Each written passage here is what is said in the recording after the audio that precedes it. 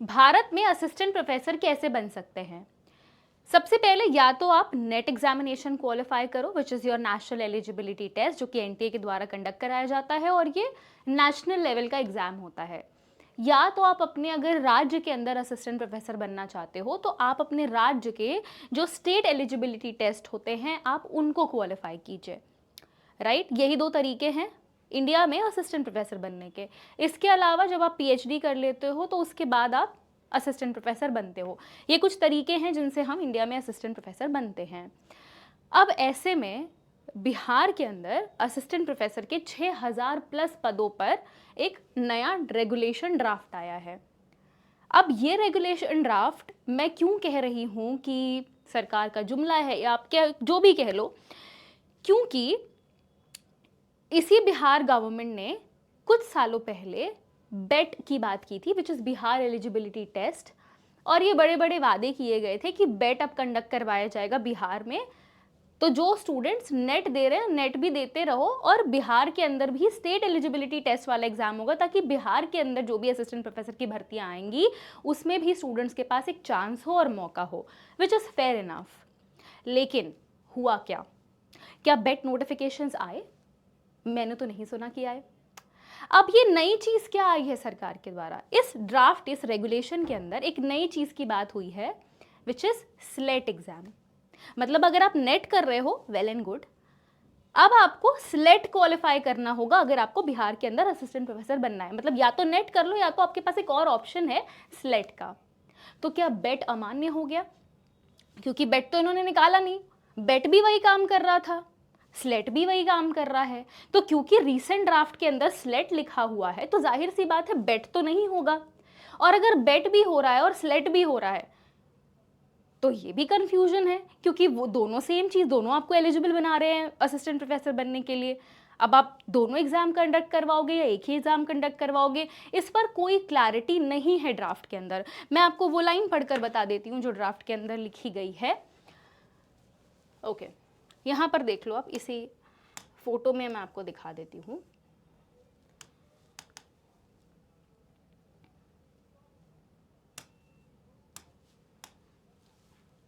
जी, net की तर्ज पर अब स्लेट अनिवार्य होगा, राज्य स्तरीय पात्रता परीक्षा, स्टेट लेवल पर ये आपको पात्रता परीक्षा की बात की जा रही है।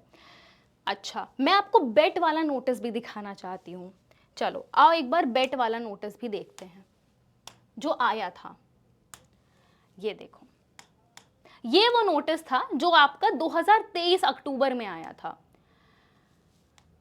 कह रहे हैं कि अब बिहार में नेट के साथ साथ बेट से भी की जाएगी सहायक प्राध्यापकों की नियुक्ति।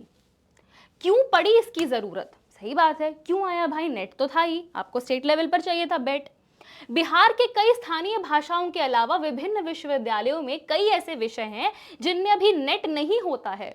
तो क्या इतने सालों में 2023 से लेकर के अब 2026 आ चुका है, नेट वो सब्जेक्ट्स आने लगे क्या?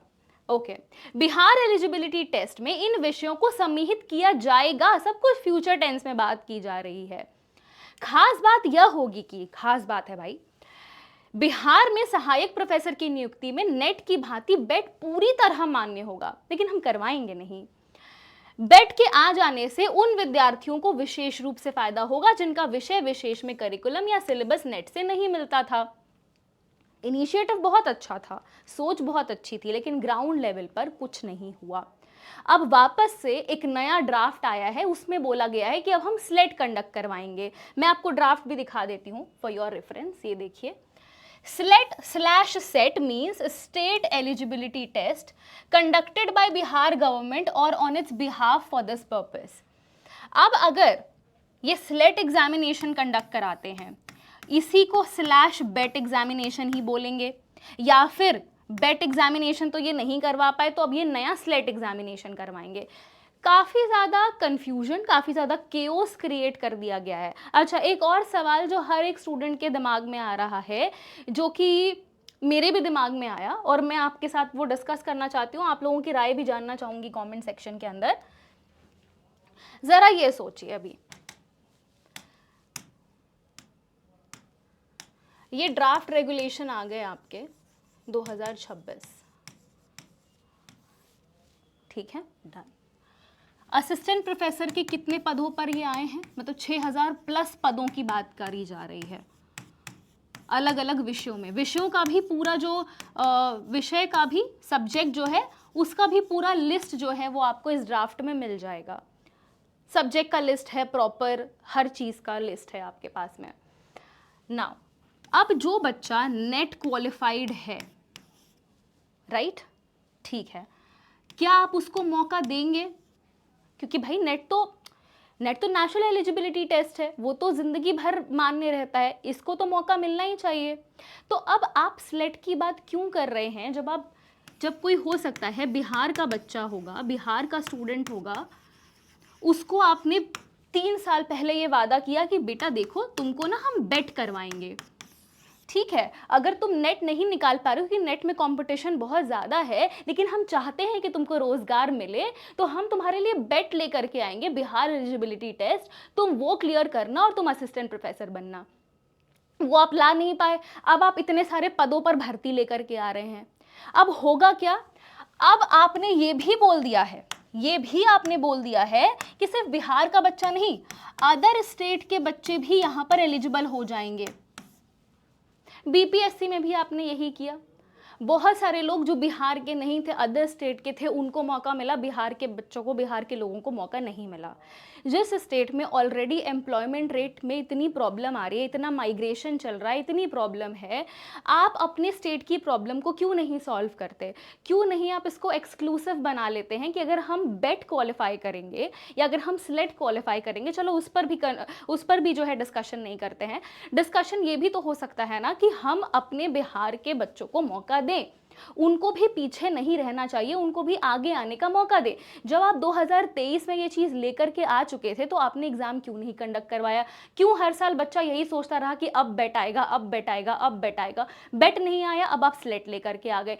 अब वो कुछ भी क्वालिफाई नहीं कर पाया है, मान लीजिए वो बेट के भरोसे रहा होगा कि भाई हमसे नहीं हो रहा है नेट, लेकिन सरकार बेट का एग्जाम जब कराएगी तो मैं क्वालिफाई करूंगा और फिर मैं असिस्टेंट प्रोफेसर बनूंगा। अब आप दे रहे हो अदर स्टेट वाले को मौका, क्योंकि अदर स्टेट वाले हो सकते हैं जिनका नेट क्वालिफाई है, वो इसमें आराम से भरेंगे पद और वो क्वालिफाई करेंगे और वो असिस्टेंट प्रोफेसर बनेंगे। आपके अपने स्टेट का, अपने राज्य का क्या, अगर आपने बेट कंडक्ट करा लिया होता और वो एक्सक्लूसिव है क्योंकि, और आप ये कह देते कि नहीं इन पदों पर हम सिर्फ और सिर्फ बिहार के अंदर ही जो एलिजिबल कैंडिडेट्स हैं उनको रखेंगे, और अगर आपके पास में मान लो ऐसा होता कि ऐसा तो नहीं कोई फॉर्म नहीं भरता या फिर वहाँ पर जो है एम्प्लॉयमेंट की प्रॉब्लम नहीं है, हर जगह एम्प्लॉयमेंट की प्रॉब्लम है, लेकिन एक स्टेट स्पेसिफिक जहाँ पर इतनी प्रॉब्लम आ रही है वहाँ पर आपको अपने घर के बारे में सोचना चाहिए कि ये चीज़ हम पहले सॉल्व करें।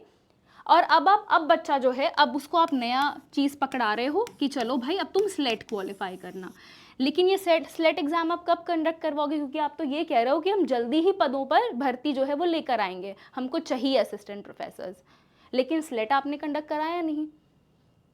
तो अब जब आप स्लेट कंडक्ट करवा देंगे, मान लीजिए आपने फिर 3 साल नहीं लगाए, स्लेट आपने कंडक्ट करवा दिया, तो अब ये जो 6000 पद हैं ये तो उसके हाथ से निकल गए उसके हाथ से।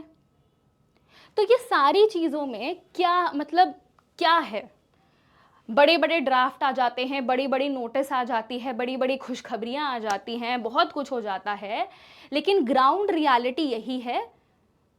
आप पूरा न्यूज़ देखिए, मैं आपको बेट वाला एक बार फिर से दिखाना चाहती हूँ, क्या क्या वादे हुए थे भाई, गजब। ये देखो, बिहार सरकार नेट की तरह ही राज्य के विश्वविद्यालयों में सहायक प्राध्यापकों की नियुक्ति के लिए बिहार राज्य योग्यता परीक्षा बेट कराएगी।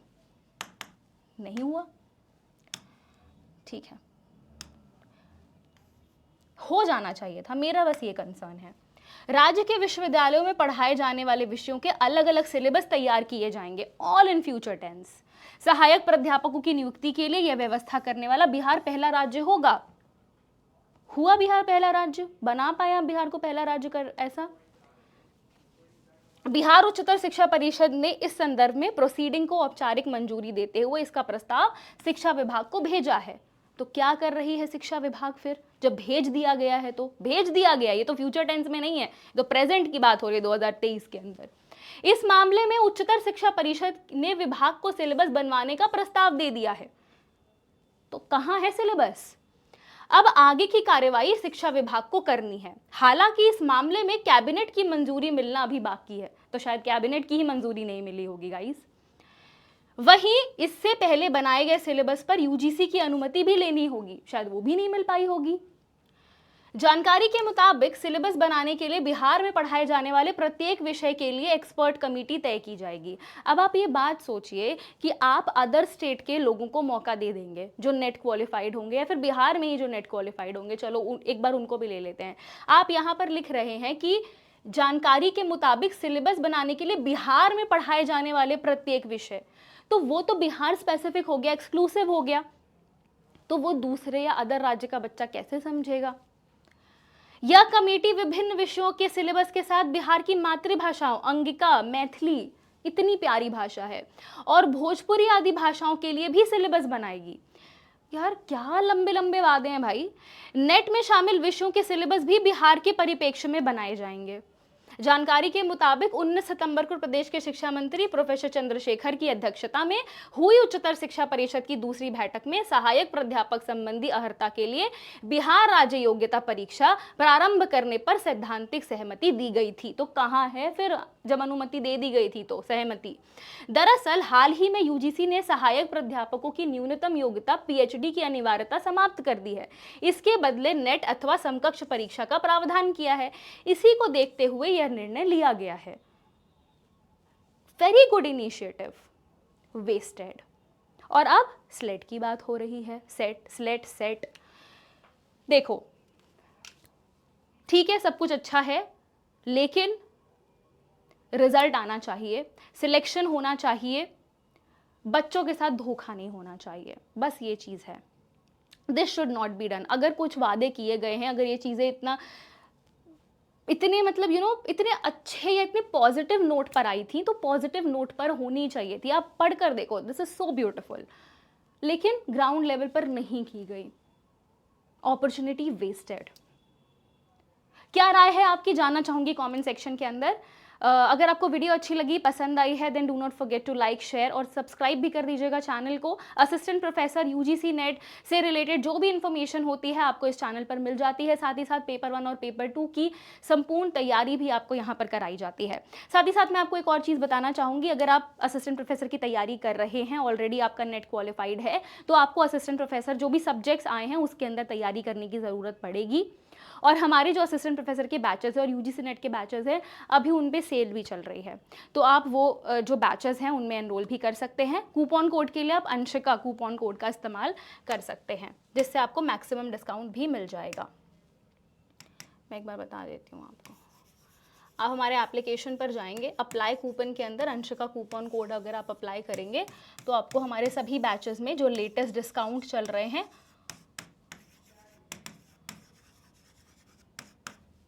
वो आपको मिल जाएंगे। अब जो बच्चे ऑलरेडी नेट क्वालिफाइड हैं और वो बिहार के अंदर असिस्टेंट प्रोफेसर बनना चाहते हैं, उनके लिए सुनहरा मौका है।